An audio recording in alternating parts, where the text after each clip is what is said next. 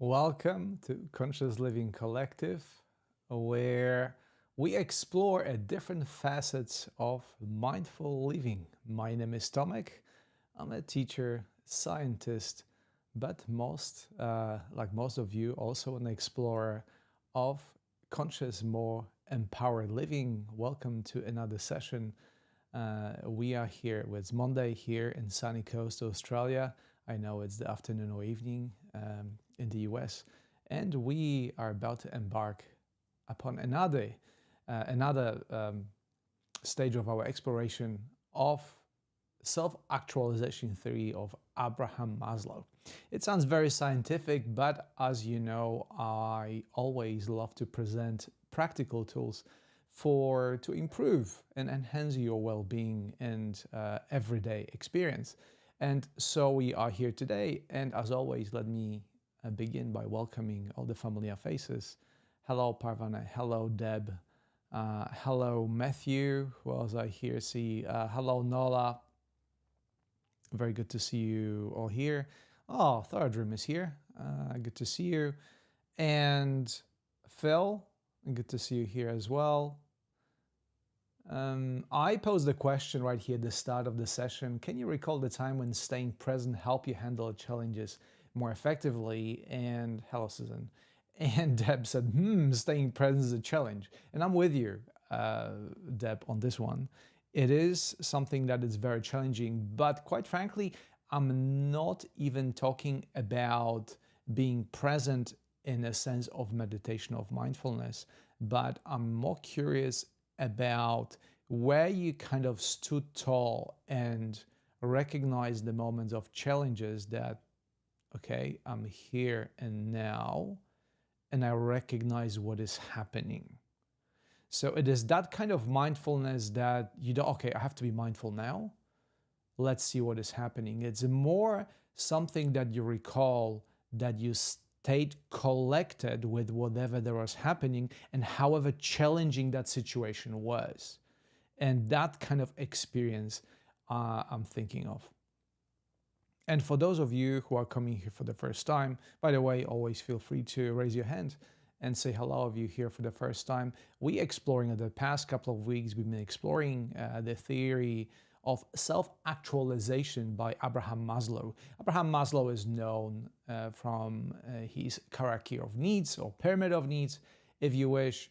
And I just want to introduce you to his deeper work that was actually the main theme of his research. That was actually how to live more empowered, more fulfilled life. And he put it nicely in the words self-actualization, but to explain it in a plain English is how to live happily, how to live empowered and fulfilled life, which, by the way, as you know, it's very much the theme of Conscious Living Collective. So, in the very sense of Maslow's theory, we embrace the very theme of his research here on Insight Timer Conscious Living Collective, because in order to be self-actualized, to live in power and fulfill living, you have to be conscious, or be more precise, is being aware of the fact that you are conscious. And you do it never alone. There's always someone around you. Even in times when you feel isolated and alone, there's still people around you. You are not a lonely island, as Thomas Merton in his book talks about. You are here surrounded by a collective, and our job is to make it more evolved, more growth-oriented, and more fulfillment-oriented right here on Insight Timer. Hey, Tosca. Hello, March. Hello, Carmela. Good to see you all. So if you remember from school, maybe just a quick reminder about the Abraham Maslow's hierarchy of needs. He doesn't talk there about self-actualization per se. He talks about physiological needs, right at the bottom: food, water, shelter. He talks about safety, like security, stability, a lot of financial situation comes in place. Then you have social needs again, and that's where the conscious collective comes handy, like love and belonging, something that we all need according to Maslow, and it's kind of a common sense. He just structured it in a way that is more concise. And then esteem needs, such respect and self-worth. And if you remember, quite a few meditations and meetings that we did here on Conscious Living Collective were about my favorite affirmation: I am loved, I am worthy, I am enough, right? That's very much within the boundaries of Maslow's theory. And today we explore yet another facet of this theory. So to remind you, the self-actualization we wrapped in the themes of authenticity. You see, now I can pronounce it. A couple of sessions ago, I was not able to pronounce this word, and I'm still not able to pronounce this word later, but authenticity. Oh, there you go. I had it and I lost it again.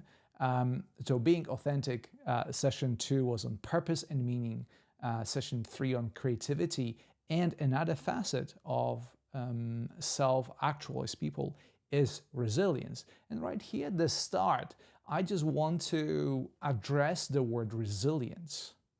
And what is resilience? It's something that, from perspective of our ego personality or conditioned personality, is not something that is very much liked, because resilience is your ability to perform well even in spite of challenges.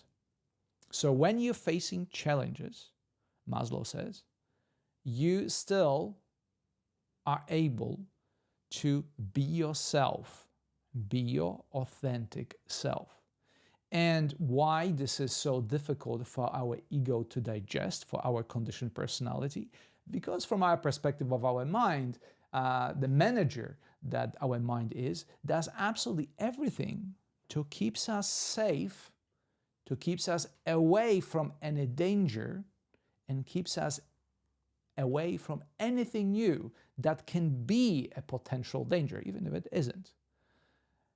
What Maslow says, in order to fully embrace your humanity, you must embrace the challenges that you are facing in your life.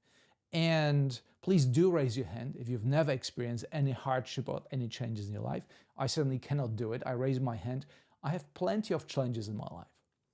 As we speak, I'm dealing with many different aspects that are challenging, but instead of giving up, saying, well, this is too hard, and since something is hard, I don't want to do it. That's what your mind would rather do. Well, it's new, it's challenging, don't do it then. I embrace it. And one of the simplest examples, to be perfectly honest with you, are the sessions of Conscious Living Collective. Every week, I get up, I set up my equipment, and I see, oh, well, there'll be you, wonderful people, And in my mind, there is a, maybe internet will be not working as well as I wanted to. Maybe I will stuck in my head with my words. Maybe I won't be express myself in the way I wanted to. So there are many obstacles that I have to overcome session by session. And yet, I can say with confidence right now that I love our sessions in spite of those challenges that they pose, in spite of facing arguably one of the most difficult things that a human being may face, which is the fear of public speaking. I expose myself intentionally in order to stimulate my growth, because theory of self-actualization states in order to be to embrace the humanity of who you are, you have to embrace these challenges. Hello, Charmaine. So as Thorodrim says, embracing those challenges fluidly can be a very difficult obstacle. And right here at the start, I want to say that resilience is not something that we have, but that's something that we develop. It's a skill. And if you went to an interview at least once in your life, you know that in order to achieve something, to get a job, to get something done, or to go somewhere, or to arrive somewhere, you have to put yourself in a quote unquote dangerous, or as I prefer to call it, challenging situations. And you know that on the other side of this challenge, there's always enjoyment and growth, and most importantly, fulfillment. So something that is once again, very difficult to accept from the perspective of our thinking mind, that actually challenges and obstacles are the means for our growth, is at the heart of Maslow's theory.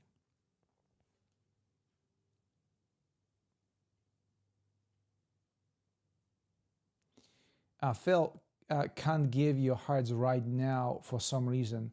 Same for others. I don't know what you mean, Phil, but maybe you can explain yourself. Okay. So I prepared a short cheat sheet to explain what I mean. And I already started on the point of understanding resilience. Because just because we understand it, as Thorodrim said, it doesn't make it necessarily easier to embrace it.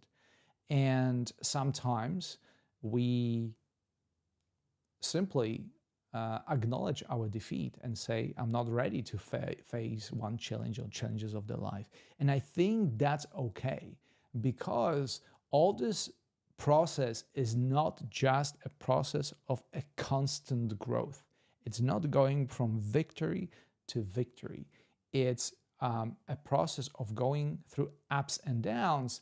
And that's why in the point 3 of the little cheat sheet I have it here, it's the role of self-compassion. And I would also say acceptance. You cannot possibly grow in the steady upward, like a chart, mathematical chart.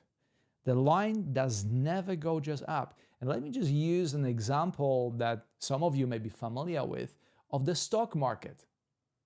If you look at the stock market and say the chart, a cumulative chart of the best top 500 companies in the US, it's called S&P 500.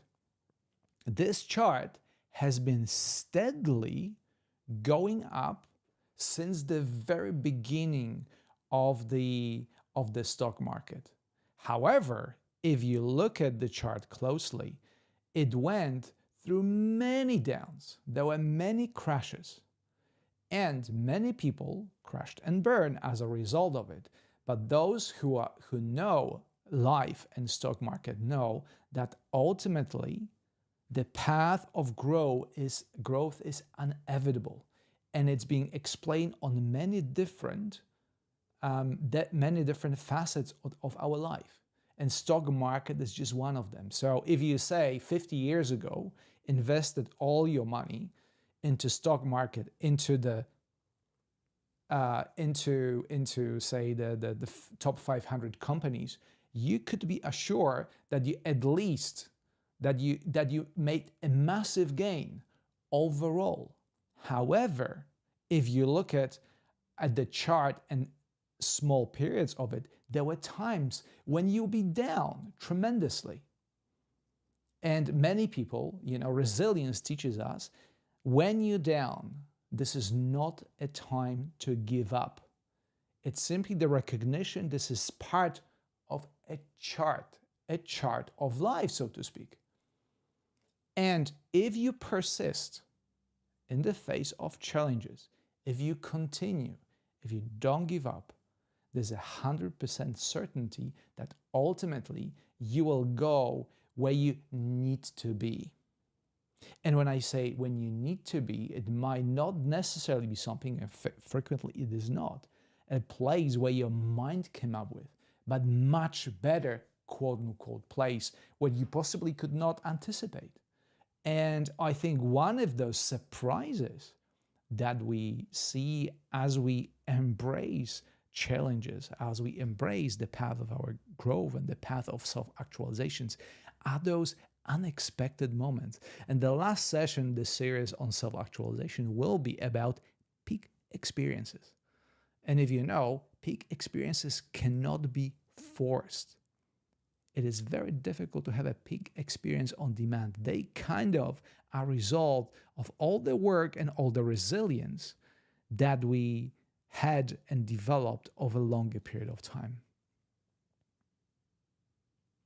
Mel, can resilience be to let go of trying to control something, solve something that might be unsolvable? I think resilience has many facets, and that certainly can be one of them. There's a saying from, I think, Zen Buddhism that comes to mind, which quite frankly upsets me sometimes, but logically makes a lot of sense. And the saying goes, there are two situations. If there's a problem, you can either solve it, or if it's unsolvable, you cannot solve it. In either situation, there's no need to get upset. Right? If you see a solution to a problem, fine. You can still calm, and you can keep grounded because, well, you know how to solve it. And if you see that the problem is unsolvable, then there you go. You won't be able to solve it. No need to get rattled. You can stay calm as well. So I think in that vein, surrender can be certainly a good method. Now the question is, what situations are we talking about? Is it kind of a golden bullet? Or is it something that we need to learn how to apply mindfully, consciously, and wisely? Depends on the situation. When I sit in meditation and I see the torrent of thoughts coming my way, surrender is the only viable tactic, I would say. But if there is a session of Conscious Living Collective where I struggle with the connection to the internet or setting up equipment, and I would say, I have to surrender to the situation and drop my hands and do nothing, I do not believe that would take me anywhere. So do you have any particular example,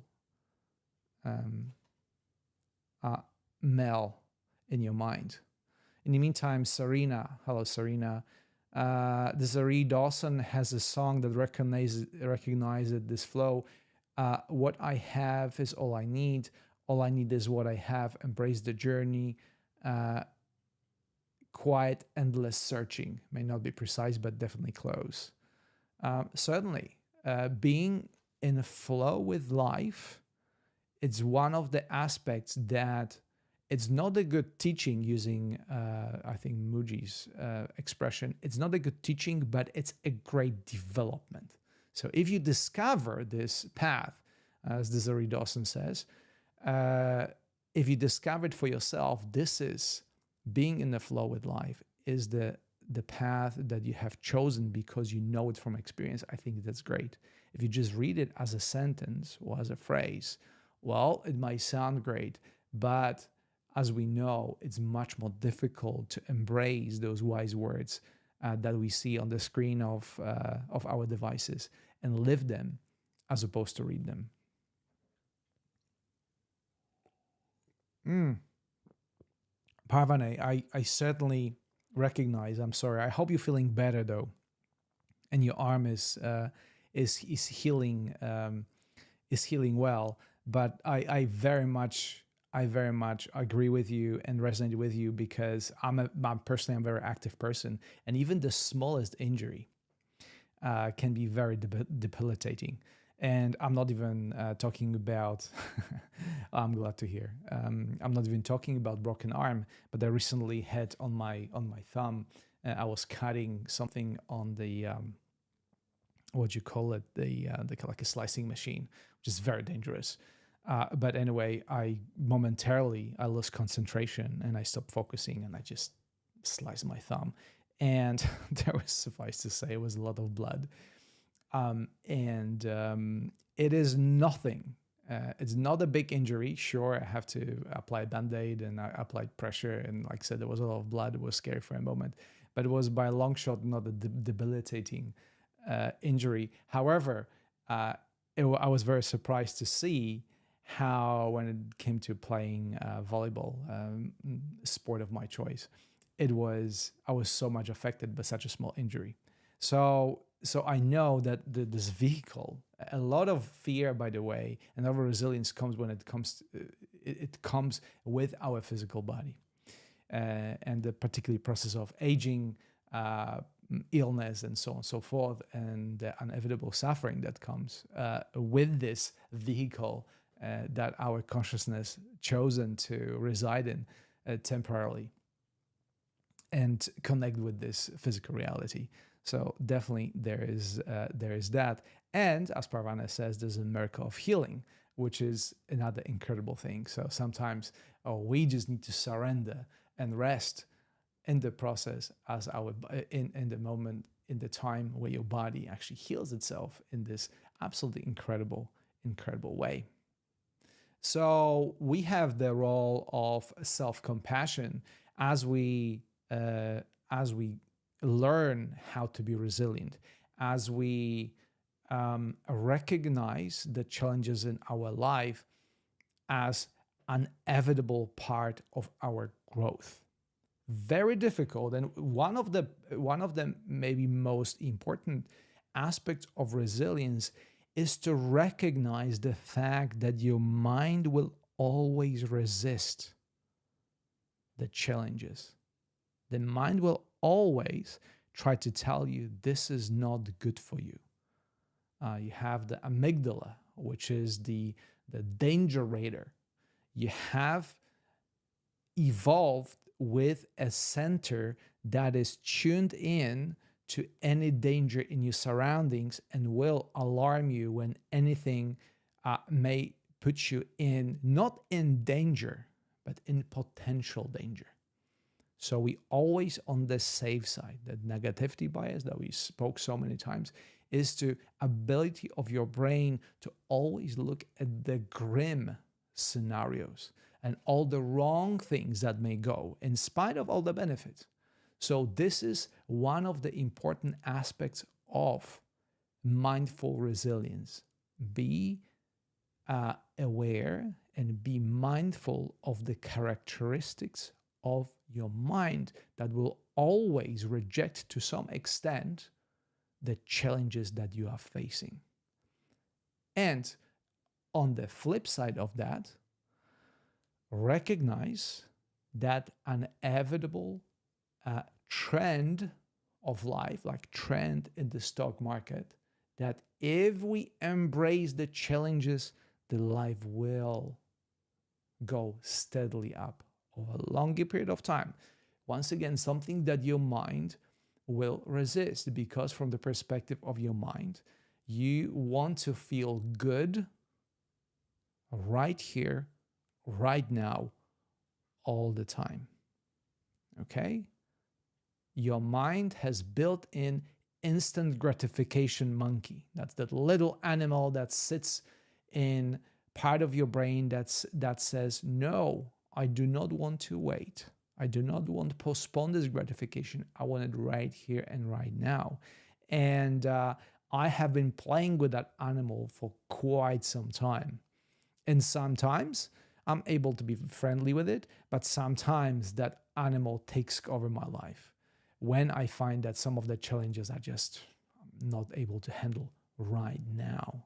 And then the gratification monkey asks me, oh, well, there are so many things to indulge yourself right here, right now. They might not be good for you long term. You might suffer later, but right now they will feel good.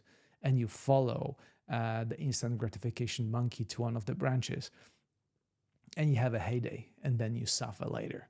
It's the classic example of having a drink that feels good right now, but to suffer hangover the next morning.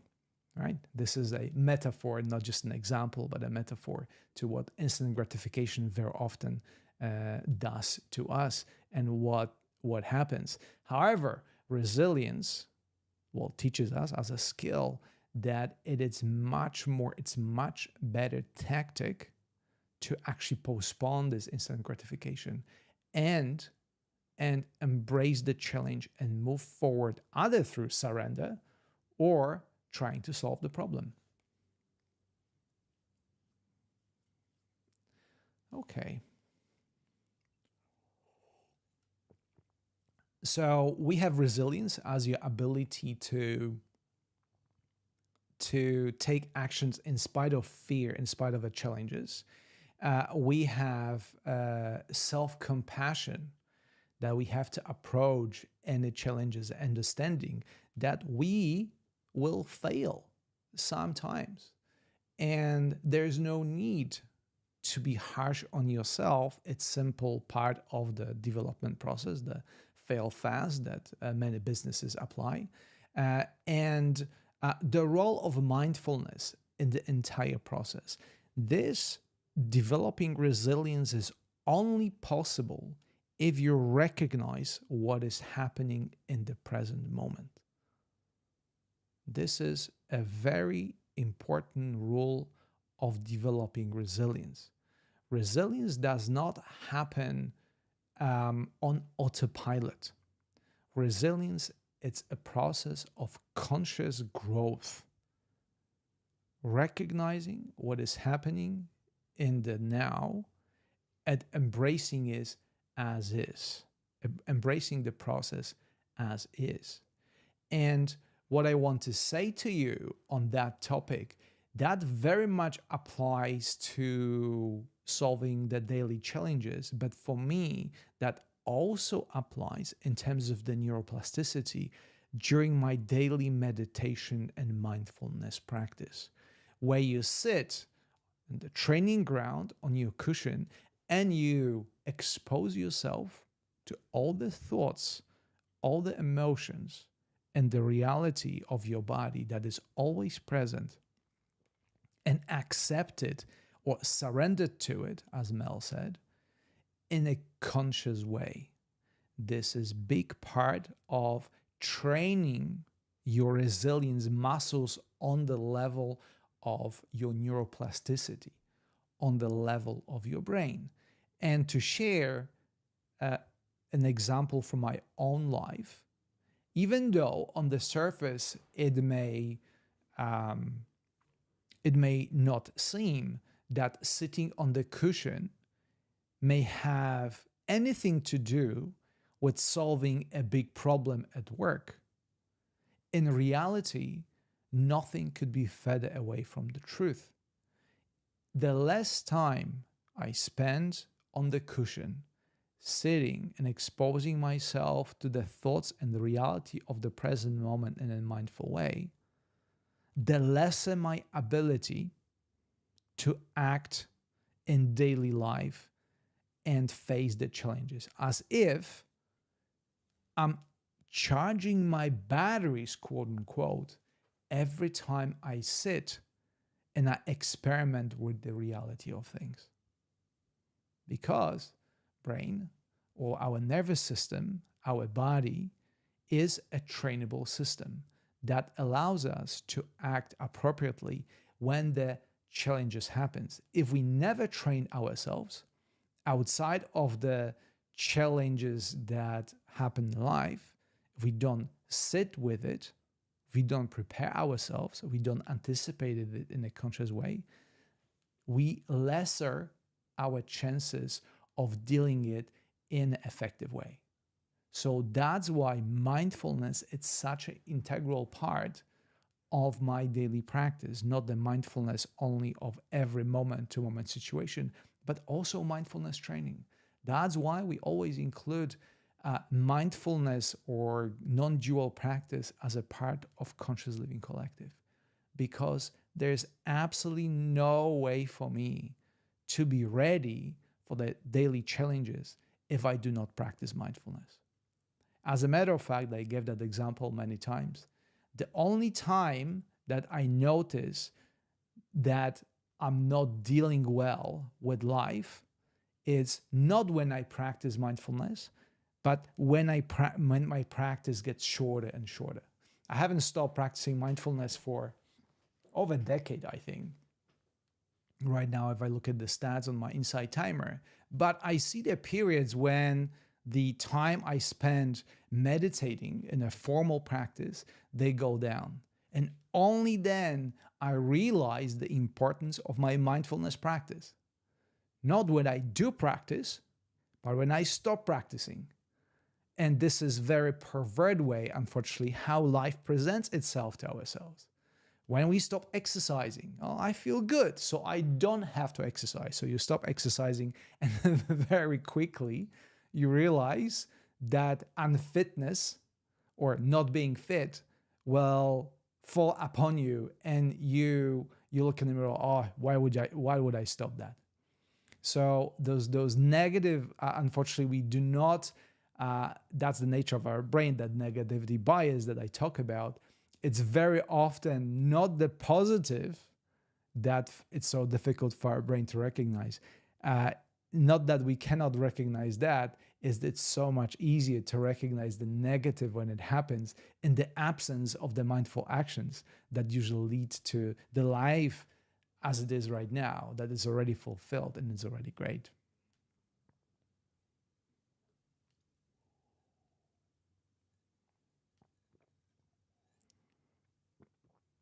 Okay, so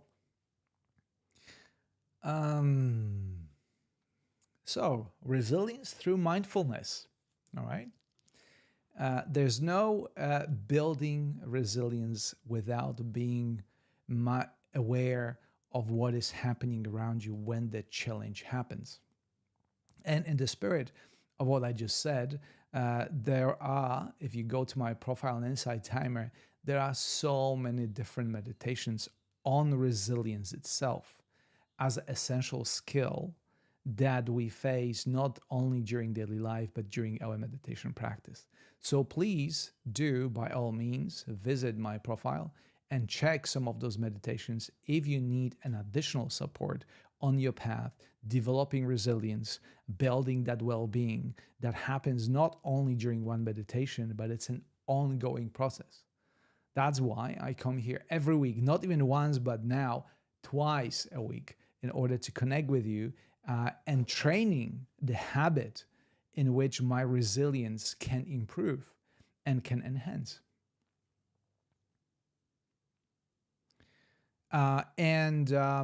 Another thing that there is under my profile, if you go to courses, I have course on 6 pillars of conscious living. And this is the course that it's very much in the heart center of what we do here on Conscious Living Collective. That's why I called it Pillars of conscious living. This is a framework I developed to help you to put a structure on everything that you do and put it into right perspective so you stay motivated when inevitable challenges of life happen. Again, resilience is about not avoiding challenges, but facing challenges, recognizing them as an opportunity to growth. Every problem is an opportunity, guys. You know that saying. And I want to make a point out of it in my course on 6 pillars of conscious living. There are also, might be those of you who are particularly struggling with the challenges of the daily life. And I want to tell you, you're not alone. I do that too. And sometimes you need that extra support. And that's where my mentoring classes or mentoring sessions come very handy. I worked with so many clients that decided I need extra support on my path. And I'm here to tell you, you can book a session with me and we can try to approach the problems that you're facing together. And that togetherness in the Conscious Living Collective, as you know, it's very often key to overcoming your challenges faster, to feel more support, to, again, use my resilience for your cause. And that's where mentoring classes or sessions, one-on-one sessions with me sometimes come handy. And I understand this is absolutely not for everyone. There'll be vast majority that will not need them. And that's why this is, I call it a premium offering. This is sessions that obviously my capacity to have, I can only have capacity to have as many sessions per week with you, but nevertheless, I offer them as the kind of highest tier level. Before you go to that, there's my course, there are my meditations, there are actually meditations of so many other teachers here on Insight Timer that you can use to support yourself on this path when you're facing various challenges. And right here, right now, we stand in front of yet another practice, very practical element of Conscious Living Collective that is designed to support you on the journey. And this is meditating together right here, right now. And as always, I will guide you into this meditation and do my best to support you on your path. And on top of that, we also have a wonderful music. Today, we will be supported by Chris Collins, our own musician on Insight Timer. I use Chris's music to in most of my guided meditations.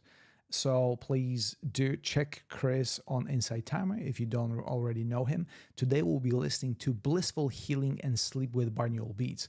So there will be aspect of it if you're wearing headphones right now, and there is an aspect of brain entrainment that should support you on your journey.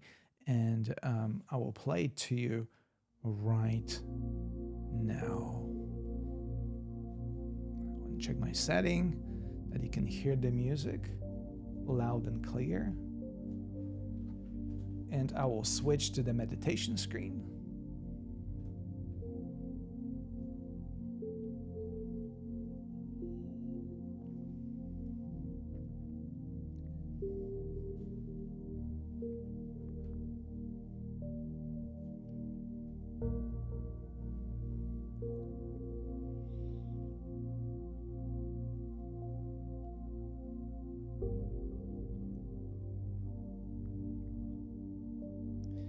Okay.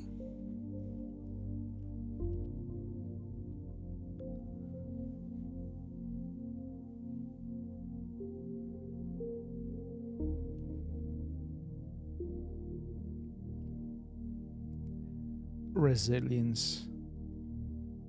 Resilience is your ability to face challenges in spite of fear that is naturally present when you face these challenges.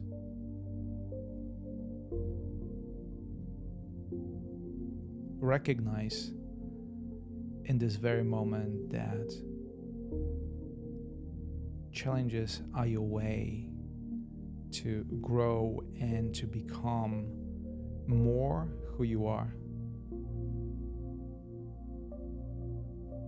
As a matter of fact, we all excel overcoming obstacles. Bring to mind right now a situation from your life where you overcome an obstacle, when you achieved something in spite of the fact it was difficult. And bring to your mind's eye, bring to your body how it make you feel. And bring to mind that as a result of overcoming these obstacles, you are who you are right now. What positive came out of the situation or this situation?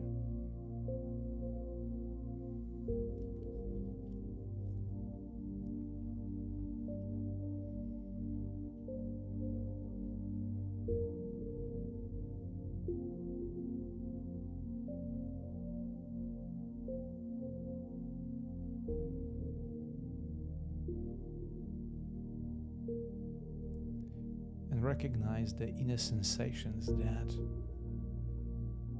come to you as a result of bringing that situation to your mind.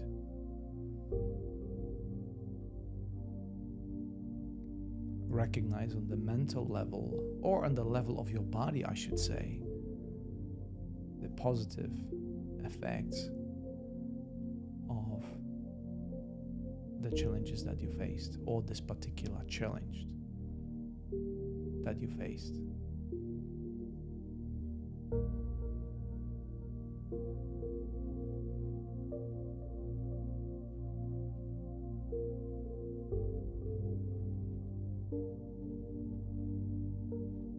Recognize your growth that happened as a result of you making conscious effort to resolve that situation, whatever it may be.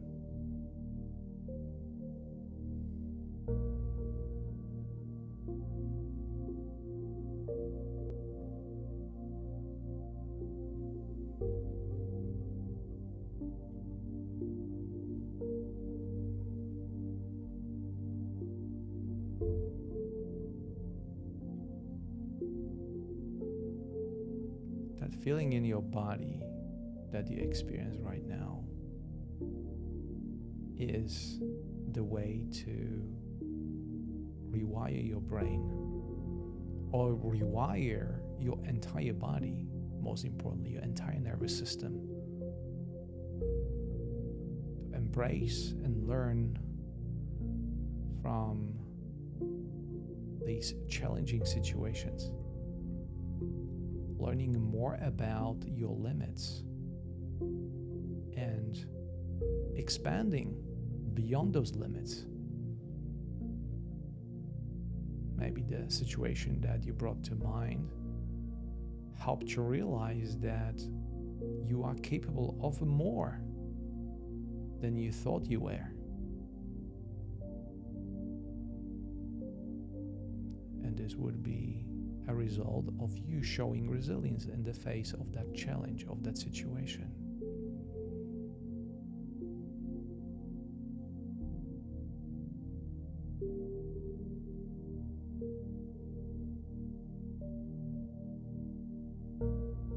Being present to the echo of the emotions of the past is how we integrate in a new way all the knowledge that is out there, the knowledge of your experience.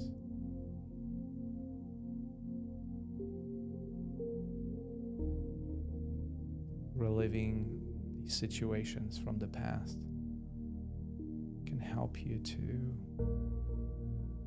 live better in the now and embrace the future ahead of you, even though it may be scary from the perspective of your mind.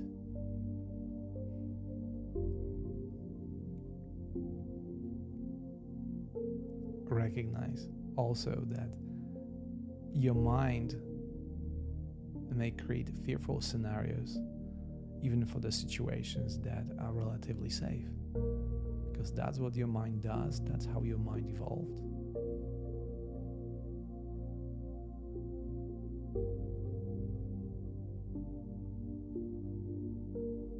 A wise person said, "Do not trust every thought you think."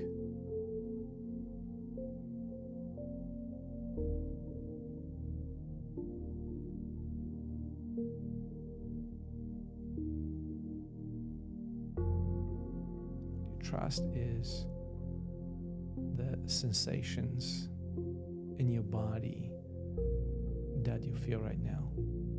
They are what they are. They happen in the present moment.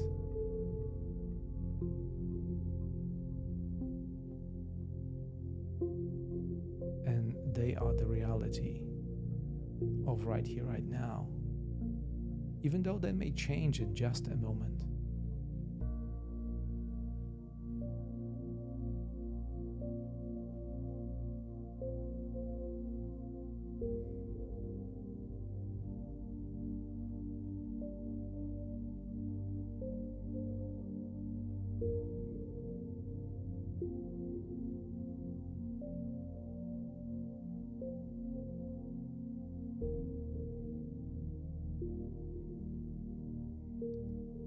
And right now, I will give you 1 minute to contemplate on your particular predicament in silence as I stand by your side to hold this space for you.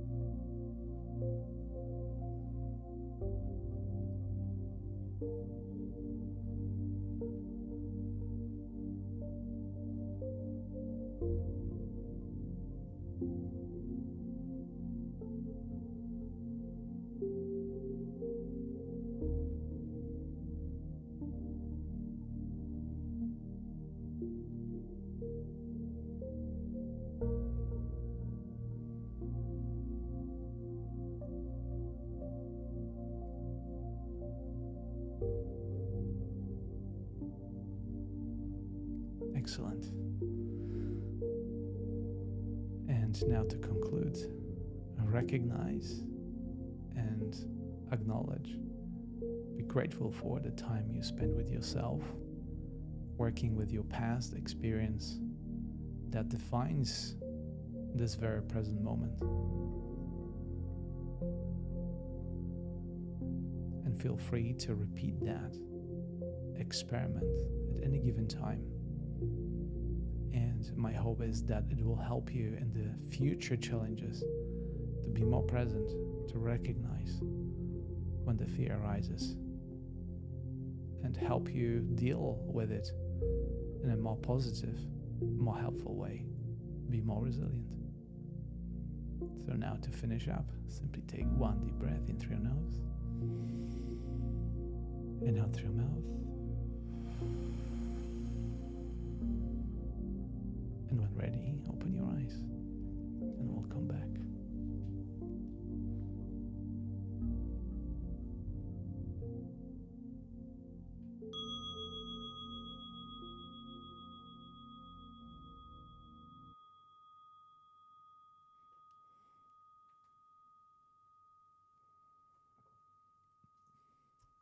Okay, back to main screen. Thank you so much. Thank you for meditating with me. It's always good to say that live in person in front of you rather than simply press the button on the screen of my Insight Timer app. Thank you so much for being with me today. Thank you so much for all your comments, and thank you so much for all your donations that support my work here on Insight Timer, to support my work as a teacher. I very much appreciate that. On Wednesday or Tuesday, there will be last session of this year, and the topic will be radical self-acceptance, a topic that we already considered, but we'll be talking about radical self-acceptance in the light of Maslow's theory of self-actualization. And we'll be seeing how self-acceptance is absolutely necessary to become a self-actualized person or to grow in the self-actualization. And this is in the light of Mel said about surrendering to certain situations, recognizing that some problems are not solvable, maybe not in the very moment. But that on Wednesday or Tuesday, depends on your time zone. If you wish to be notified about this session, simply go to my profile and follow me there. Thank you so much, Mel, for your kind donation. And yeah, we'll be continuing discovering our path together in the mindful way, in the presence of like-minded people, which is wonderful. Thank you, Parvana, for being here. So this is it for now. Please stay tuned with all my notifications on Insight Timer. If you want to reach out to me in private, you feel free to do it. Go to my profile, either send a message through Insight Timer or click on the link on my website there, and there is a contact form there through which you can get in touch with me to set up a free discovery session. So thank you for today's session. I look forward to see you again. Thanks, Deb. Thank you, Third Rim. Thanks. Thank you all. Thank you, Serena. Thank you, Phil. I look forward to seeing you on Wednesday, on your Tuesday. Until then, I will leave you with Chris Collins and his wonderful, blissful healing. Until then.